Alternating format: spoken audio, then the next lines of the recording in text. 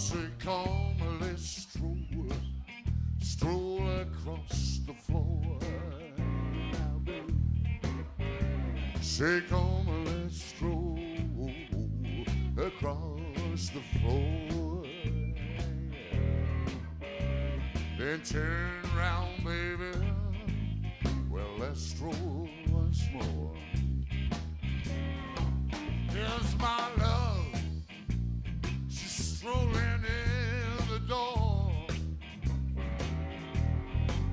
Here's my love. She's strolling in the door. So turn around, baby. Let's stroll once more. Strolling,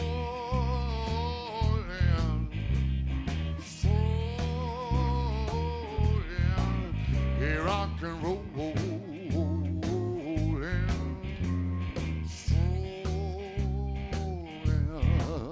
I'll see you rock my soul. How I love to stroll.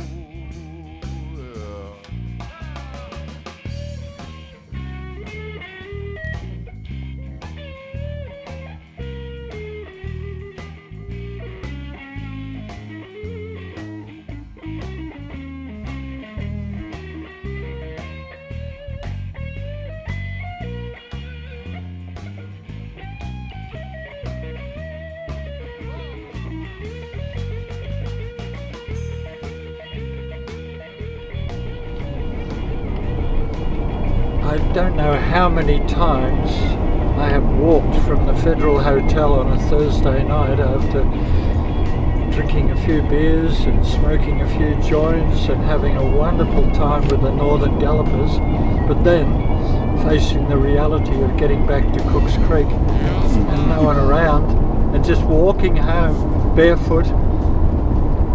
Sometimes it was so cold. Be the hottest place on earth when it was summertime during the day, but the minute the sun would set, particularly in the winter, you couldn't get indoors quick enough. You'd be wandering around during the day with virtually nothing on. At 5 o'clock when the sun went over the hill, or even earlier, I think more like 4:30, there were short days in Kalang. Run for your life, get home. Shoes, socks, long pants, sweaters, jackets, gloves, hats. Sold.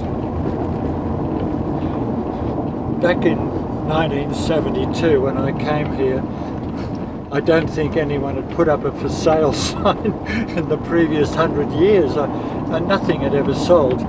Although when they brought in the bulk milk, like it only just came in the early 70s, bulk milk, and everybody had to get a refrigerated vat. CDA, the Central Dairy Authority, was just taking bulk milk instead of cans of cream. When people just used to put their cream out, the dairy used to come around once or twice a week and pick it all up, and it's no problem. Farmers had to separate it, but with bulk milk, they had to lay out $3,500 to buy this big stainless steel vat that had to run off electricity. And most of them just could not afford it, so just about it began the concentration of all the farms. That the rich farmer bought the poor farmer out, and combined got the two contracts for the milk, got enough income from the dairy to warrant paying off the bank loan or whatever that he'd actually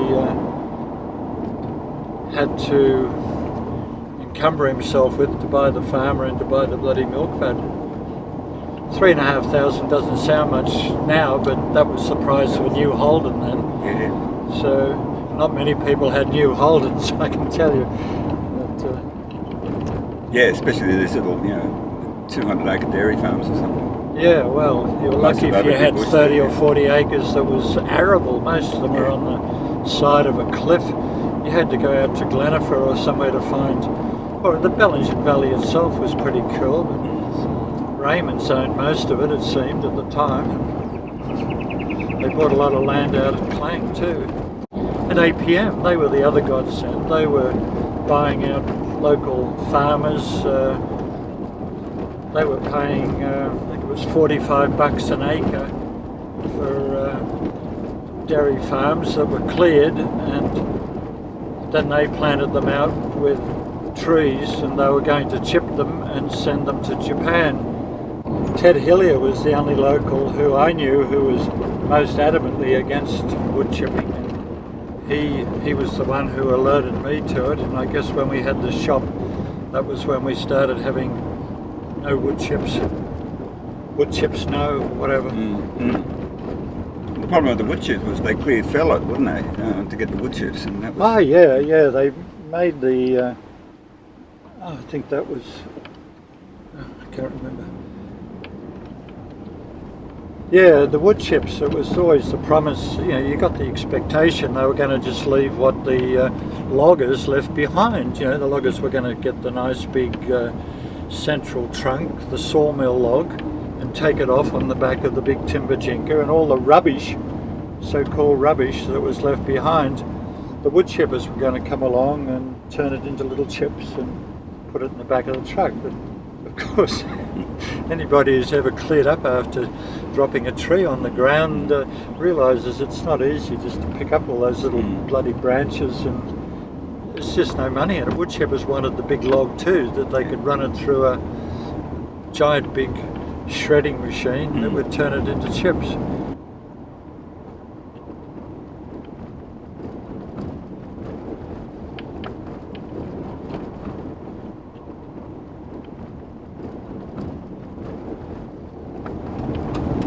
I don't think I've seen anything on this road so far that I recognise except the tree ferns and the river, but even the rivers look different because they're much further below the road level. I had exactly the same experience, and that's why I was interested to see. Well, this armour guard, you were supposed to try and stay on the road. If you went over the edge, well, you hope Carl Foster or someone would come along and be able to retrieve you, rescue your poor old FJ Holden or whatever you were driving. This is quite glacial along here. We just scooted along here on the motorbike. It was always, I remember it was always hairy, that you never knew what you're going to meet around the corner. On the corner, yeah. And it's still got that. And all the new settlers as they came along, just about everybody who came up here had a head-on in their first few months until they learnt the etiquette of not driving too fast on these roads because it said 100k, or because you wouldn't expect to meet anybody on a quiet country road. When you do, it's hard in the mouth stuff, it's really... And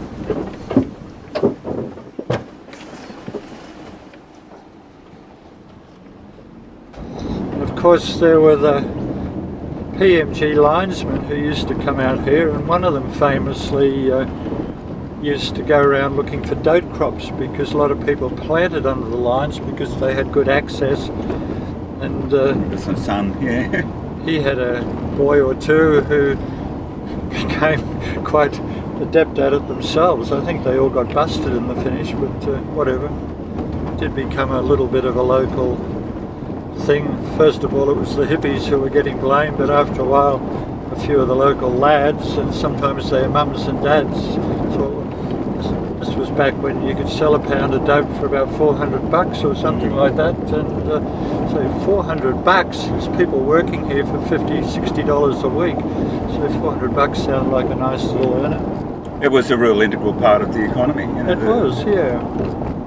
A hell of a lot of people, I figure, and bought little farms for under 10 grand, sometimes 6 and 7, and that was how they intended to pay them off. They might have borrowed $1,000 off their mum and dad, and they were going to grow a little crop and pay for them.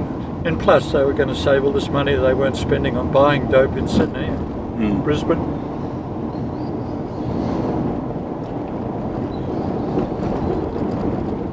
But it was a bit of an art to have a successful grow. Every time I tried to grow, like a fire would come, or someone to rip it off, or the kangaroos. You come back to your plot and there'd be all these kangaroos kind of bouncing sideways, and you think, oh no, they're into it. And of course all the really good soil and water was right beside the river, and a lot of people started out thinking, oh well, this would be a good place, you can stick a shovel in here and it's nice loamy soil, and keep a bucket there in the lantana and water this.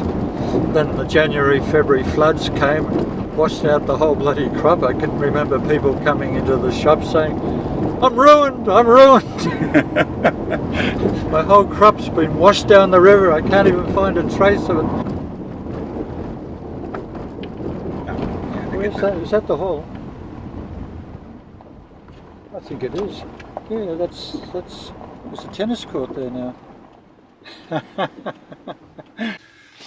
We drove out from town today. I hadn't been out here in, God, I don't know, 10, 20 years. Yeah. And I didn't recognise a single bloody thing until we got to the hall.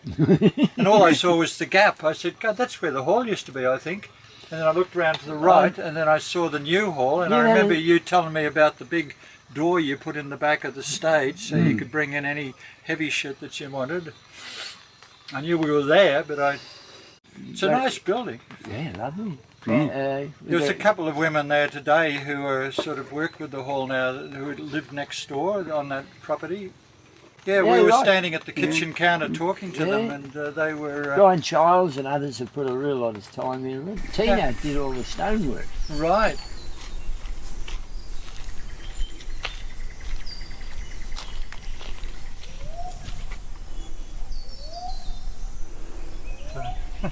These ones at least don't look like they're going to wash away every time it rains. Might just park here if this is not a driveway. That's just the path down to the creek, to the swimming hole. No dogs, cats, hunting or fishing. That was Brian's sort of rules for Cook's Creek, was that there was no cats or dogs or soap in the creek.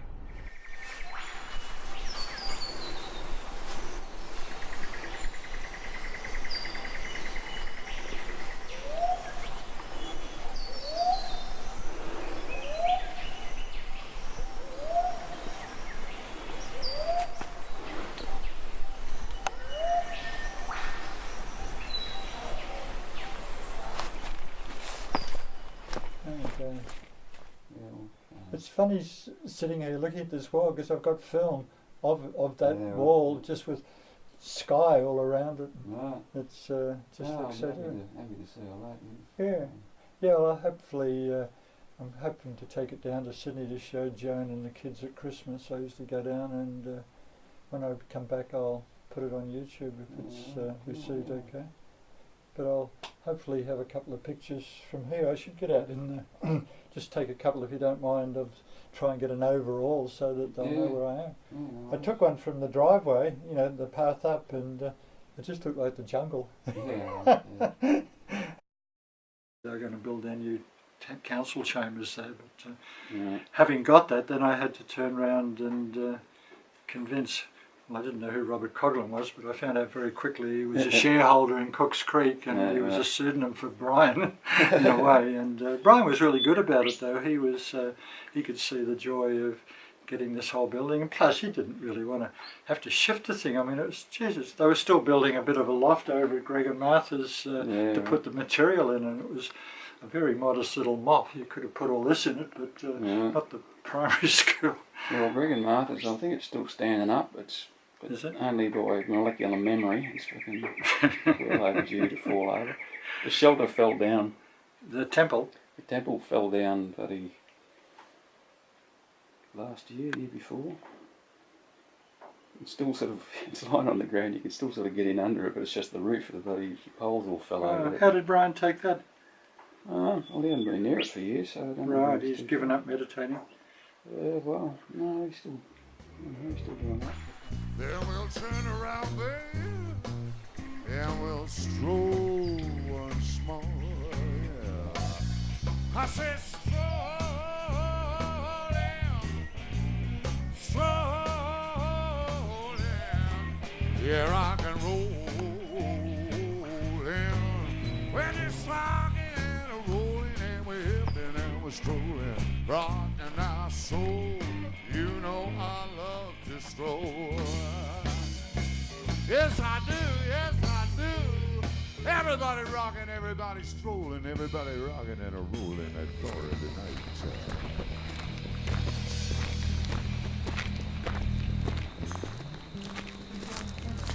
Hello.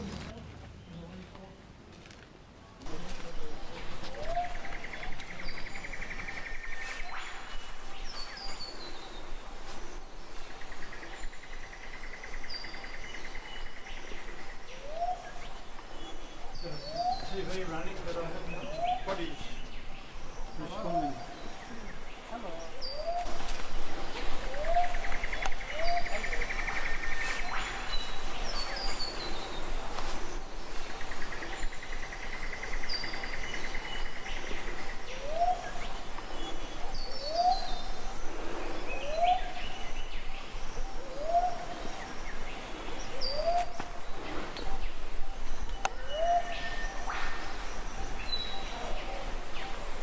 We had to be innovative enough to get out of Sydney, didn't we?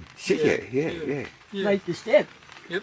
You know, It's jumping off the deep end. we used- Give up your job, your career. We used to sit round, you know, then just swallow, drinking 60-cent flagons of wine, you know.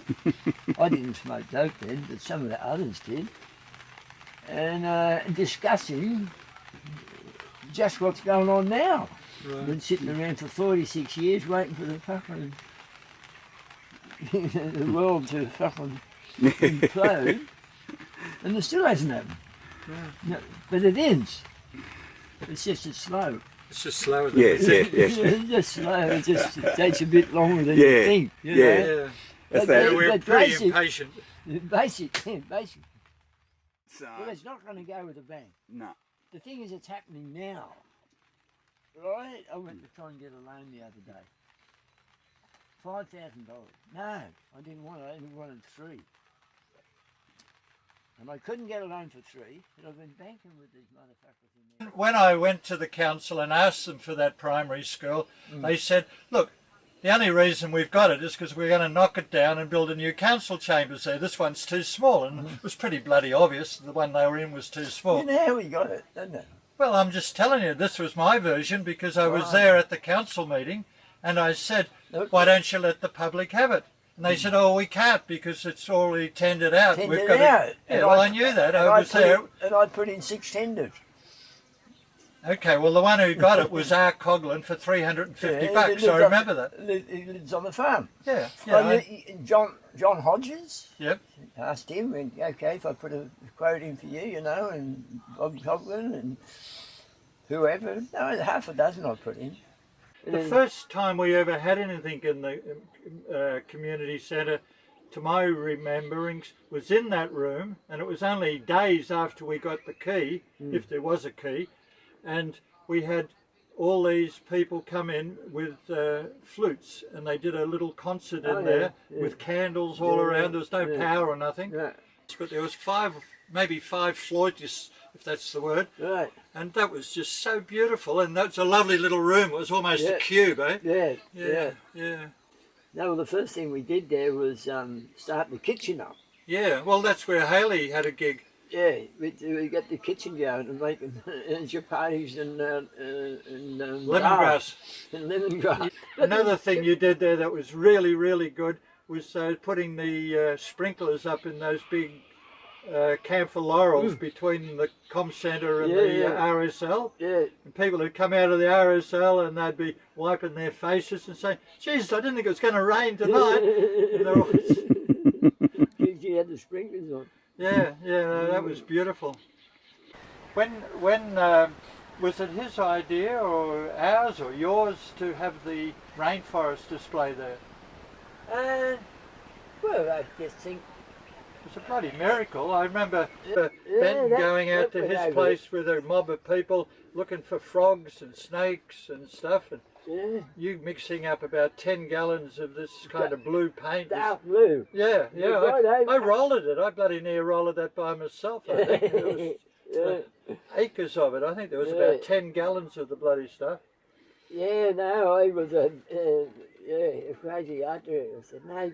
The other thing I remember That was about then that was really, really good was building that, I don't know, a gantry, I guess, for the lights, because I remember sitting up there with you, watching shows and moving the lights around a bit, having a few smokes, looking down at everybody. Oh, God. Well, that was a variety show. A variety show, wasn't it? Yeah. And I think we played about 3 times, and every time they'd pack them out, and the people hanging in those big windows, you know, those school rooms. Wonderful people hanging windows. there just to see it. And that, I'm going to ask Gillian, because I don't think I'd remember or you remember, but who were all the tenants who were in there when we got the CIS thing, you know, and all the people. I know the library was one of the first ones to come in that was really a gilt-edged sort of thing, you know. We gave them a room. The what? We gave them the front room there. Yeah, that was so much more better light and better empty space. Oh, yeah, well, upstairs over the Memorial Hall was a joke in the projection box. And so that was a, you know, people were pretty happy with that kind of mood. Oh, yeah. I remember you writing up a big sign. We rented one of the shops up near Raymond's there, and you wrote on there, you know, Labor headquarters or something. We had a Labor office. Bellinger had voted 99% Nationals or Country Party for the last 100 years. Yeah, they still do.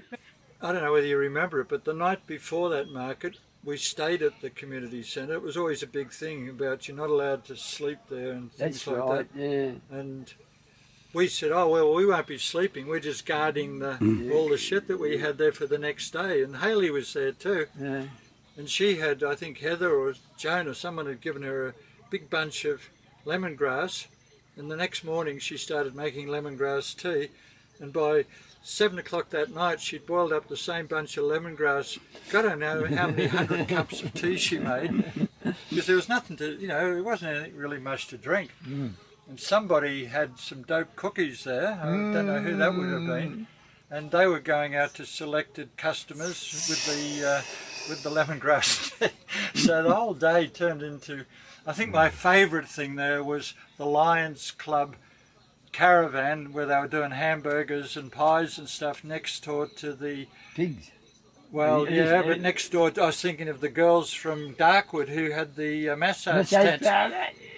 That was absolutely classic. All these girls wearing about as little as you could possibly wear and doing this massage tent, and the Lions guys just there with their tongues hanging out. Everybody with their tongues hanging out, for that matter. It was so beautiful. What do you reckon was the most successful thing that ever happened there? Certainly the market was the biggest stirrer. I mean, I don't think there was ever anything top that. Just for a shitstorm. They nearly got into trouble for that, didn't they? Oh, they did. That's more or less what caused the public meeting, I reckon. Yeah. Oh, yeah. Max Mills got up and said we're a bunch of bloody, no, it was McLaughlin, Dr. McLaughlin said we're a lot of leeches on the Society's tit. No, on the back, on a ship, you know.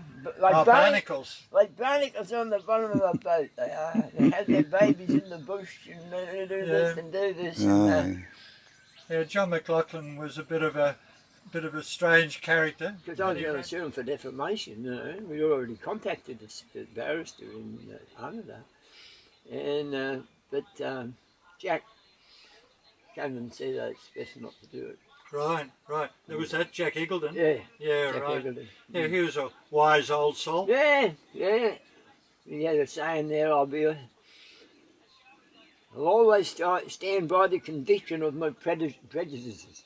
That sounds like Jack. Yeah, I don't know what that means. No, well, it doesn't matter.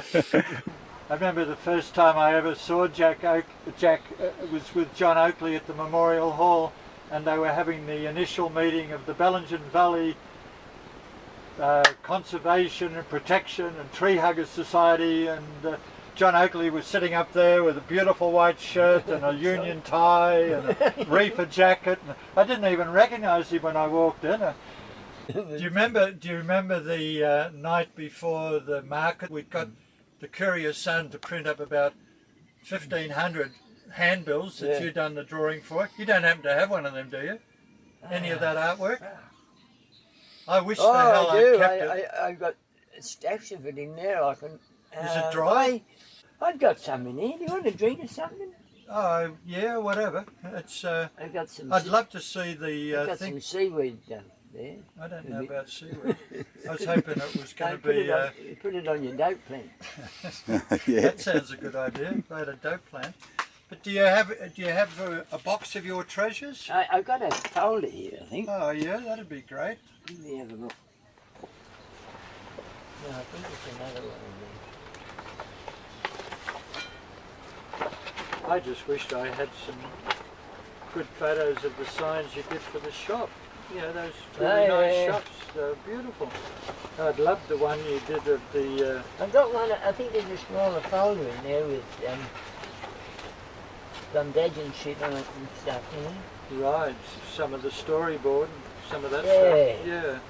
Yeah, I'm actually trying to put together a little film about Bundadjan too. It's got people like Benton in it. There's one under there I can see. That's the Bundadjan one, I've got that. Yeah, well, it was Benton and I that started it. But he was down that house down there, Right, yeah. living with With Liz. Isabel, yeah, yeah. And he used to come up and try and get me drunk on a Friday night. So That'd be come on, bloody Keysy. We got this 400 acres down there on the coast, and all we need. Anyhow, he pestered me, and then one night he said, "Yeah, all right, then we'll do it. Right. As long as we've got these rules, no cats and dogs, no regular meetings, and everybody pays a contribution."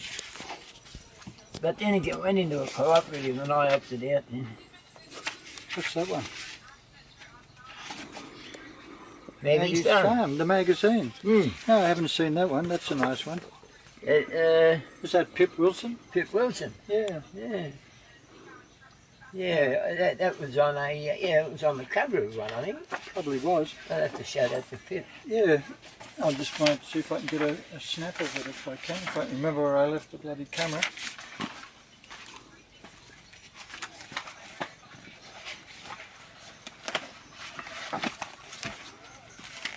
Valley Boys. And mucking about, remember, well, that might have been from a Kalang newsletter. Where's the Maggie's one? Is that just a couple down? Yeah. That's it. Let me just lie it straight down. I'll just get above it.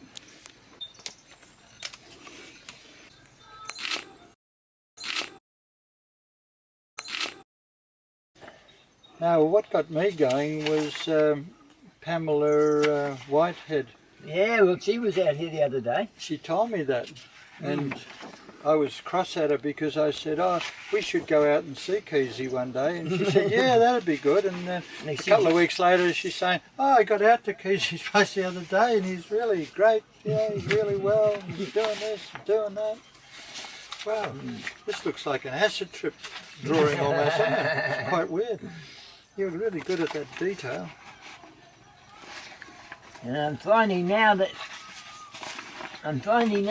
as I get older, I'm too attached to my bloody detail.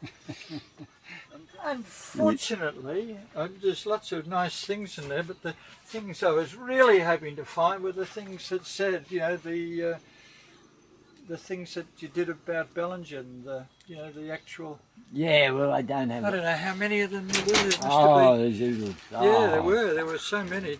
I wrote so many of the bloody things. That's why I remember them so well, because I can just remember being so impressed that you'd sit down there and start drawing them up right there on the spot. Yeah, that used to be fun.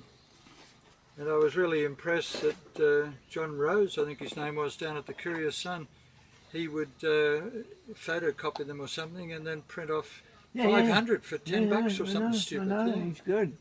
Because that's how we got that crowd to the market. To the market. We sent the bloody things. They went everywhere from the border to Newcastle to bloody Inverell, I think. You know, like we really got rid of piles and piles of them.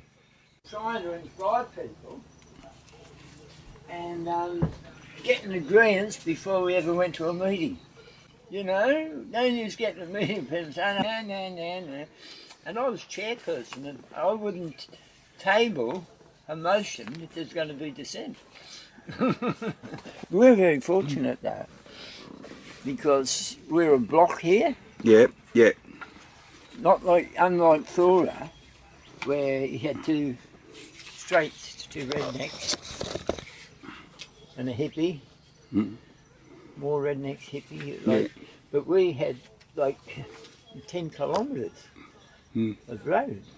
Yeah. The only hippies lived there. Yeah, yeah. And everybody was into homebrew. Yeah. Smoked a bit of dope. Yeah. And the food, it runs for miles. You know, everybody brought along a plate, two or something. Well, Cook's Creek is a good name for food, isn't it? Yeah. And your mum and your wife and Joan and many Joan other and people Kate.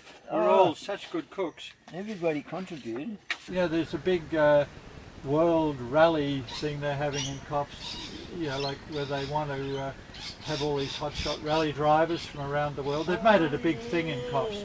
But I remember out here when it used to run through the Kalang Road, you got up on the hill one night beside your mum's place and you tossed flower bombs at the cars. That was the last time the rally ever came to Kalang. No, we had a few wins, but we were bloody arrogant. Yeah, a little bit. We were fucking arrogant. Yeah, but you're also visionaries. Yeah. No, we were cheeky, there's no doubt about that. Yeah.